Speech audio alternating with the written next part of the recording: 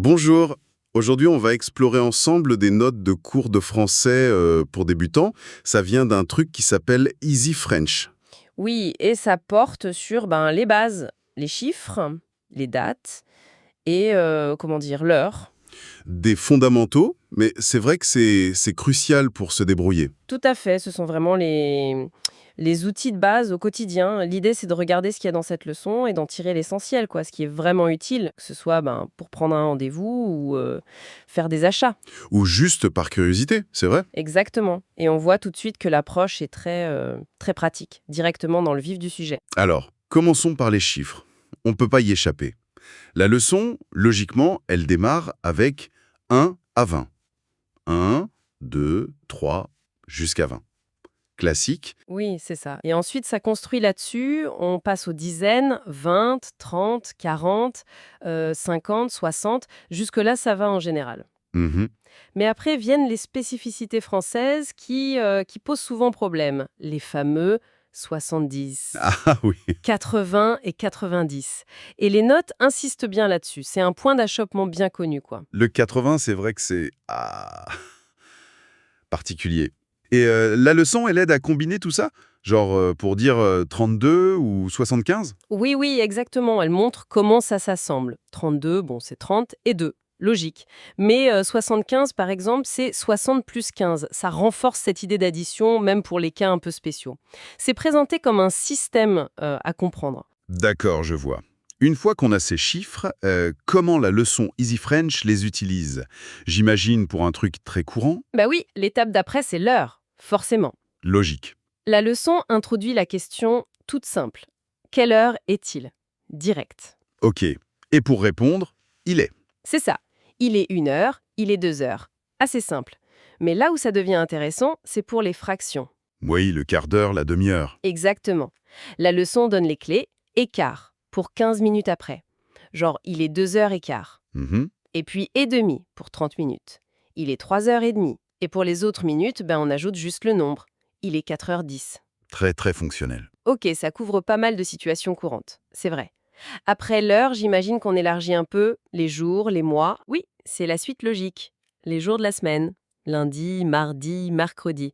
Jusqu'à dimanche. Et un petit détail, mais important qui est noté, Ah oui. pas de majuscule en français pour les jours. Contrairement à l'anglais, par exemple, c'est le genre de truc à savoir. C'est vrai, c'est un petit piège facile. Et pour les mois alors, janvier, février, une liste à connaître, j'imagine? C'est ça. Janvier, février, mars, jusqu'à décembre. La leçon, les listes, bien sûr. Mais ce qui est intéressant, c'est comment elle explique, comment on dit, une date complète ensuite. Alors justement, comment on dirait par exemple le 3 mars 2025? Alors la formule donnée est assez directe. Le, plus chiffre, plus mois, plus année. Donc le 3 mars 2025. Simple. D'accord. Et la leçon note aussi le format d'écriture, jour, mois, année. 03-03-2025. Faut juste s'y habituer si on vient d'une culture où c'est différent. Hmm. Tout ça, c'est la théorie. Est-ce que les notes montrent des applications vraiment concrètes? Oui, et c'est là qu'on voit le côté pragmatique. Par exemple, les numéros de téléphone. Ah, intéressant. Les notes expliquent qu'en France, souvent, on les lit par groupe de 2 chiffres. Si tu as 06, 12, 34, 56, 78, Oui, ça devient 06, 12, 34, 56, 78. Ça demande un peu de gymnastique au début. j'imagine. Surtout avec les 70 et tout ça. Exactement. Et il y a une autre application très personnelle, j'imagine. L'anniversaire, bien sûr. La structure proposée est simple.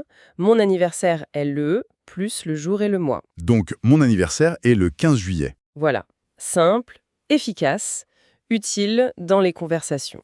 Bon, alors, si on récapitule un peu ce qu'on a vu dans ces notes Easy French, on a les chiffres jusqu'à 100, avec leurs petites particularités françaises. Mhm. Comment demander et dire l'heure, y compris les quarts d'heure, les demi-heures, Oui, les jours, les mois, comment former une date complète, c'est ça. et puis des applications très pratiques comme les numéros de téléphone ou dire sa date d'anniversaire. Tout à fait. Et comme le soulignent ces notes, maîtriser ses bases, c'est vraiment la première étape pour pouvoir interagir, prendre un rendez-vous, comprendre un horaire, donner une date importante. Ça ouvre beaucoup de portes, quoi. C'est essentiel pour devenir un peu autonome en français. C'est vrai. Et tout ça, ça amène à une réflexion un peu plus large qui dépasse peut-être les notes elles-mêmes. Oui, C'est comment notre cerveau arrive à jongler avec ces logiques différentes. Passer de, disons, 80 en anglais à 80, ou s'adapter au format de date, jour, mois, année. ah oui, c'est fascinant. C'est une sacrée gymnastique mentale, non? Cette flexibilité qu'on développe en apprenant une langue, c'est quand même quelque chose. On s'adapte à des systèmes parfois pas si logiques de prime abord. C'est vrai. Une belle preuve de l'adaptabilité de notre cerveau, finalement. Une question intéressante à méditer.